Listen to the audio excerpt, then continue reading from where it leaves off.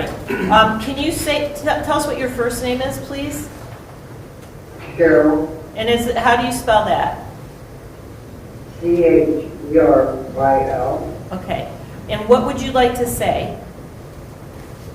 Okay. Your Honor, on approximately May 2nd, 2023, I became the victim of a horrific crime.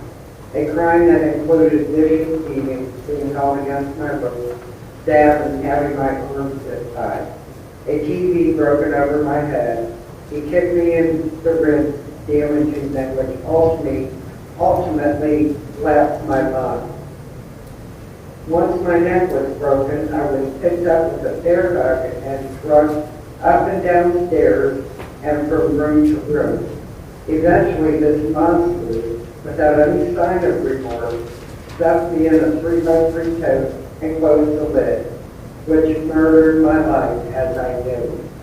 During all of this, I was threatened with a snitch and a rat, told it was my fault for his situation, not being able to see his daughter if he got caught. He is totally responsible for his actions, which now will keep him from his daughter. Going through all the pain he was inflicting, I was confused as to why he was doing this to me, as I have and never would snitch on anyone. Just the day before, I now recall feeling so independent. I walked a lot. I was happy, take care of myself, enjoying life as I knew it, spending time with friends and embracing life. All that ended after this attack. I recall being found in a tote by police and telling them, I am paralyzed and I lose. I was in a coma for approximately 7 days, having had neck surgery and pulled through despite of his efforts to end my life, truly believing that was his plan. After being stabilized in paralyzation, I was transferred to a rehab facility to begin my new normal and remain there to this day. My life is impacted every moment in a negative way due to his anger, attack, and imaginary revenge on me. I experience painful muscle spasms and general pain every day. I am paralyzed and 98% dependent on others for my basic needs. I cannot walk. I cannot get myself out of bed, go to the bathroom, take a shower, dress myself, perform general hygiene, feed myself, smoke a cigarette, turn the TV channel, etc. I can only use 3 fingers on one hand and cannot use the other arm at all. I cannot stand, get out of bed or chair, or get to my feet without help and continuous assistance from others. All my normal things most humans can do without even thinking about it. I must wait till someone can help me. You lose a lot of dignity when you can't care for yourself and you feel like you are a burden to others.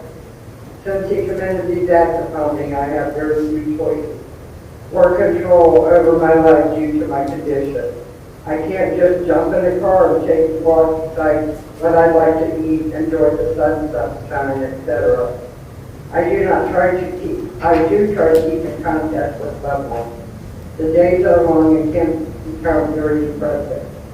But I cannot use a cell phone without a struggle, especially answering a call or text. The highlight of my day now is waiting for staff to come and get me on desk so I can go outside. Emotionally, I strive to stay positive and fight through pain in hopes of regaining some movement and independence. I do suffer psychological issues due to my trauma and see a therapist and take medication for this. I am not able to give a proper hug physically to my loved ones, causing flashbacks of horrible pain as I was paralyzed. I can't have my door closed due to trauma of seeing the lid closing on a tote. I struggle to sleep and often lay awake for hours. I am much more tired now than before the attack. I I love my family, but cannot just go visit them. I must wait until they can come and see me. All the burden is upon them now. I can no longer generate income and have become dependent on donations from others for my basic needs. My life has been reduced to four walls of my room until someone comes in so I can get out of my chair or into my chair. Spiritually, I know God lives and is with me and has saved me for a purpose. I await that purpose and remain open to the stars. That is one thing God can never take from me is my faith. In closing, He may call it His house, but I call it the house of pain. The biggest fear is that He will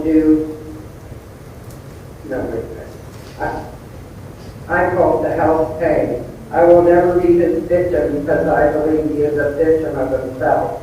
I'm also not a survivor, but I live through that and can continue to live. My biggest fear is that He will do this to someone else, someone not as strong or lucky as me, or either come after me in retaliation. I ask your honor to impose a maximum amount of time in His sentencing with no parole. I feel that He has earned it.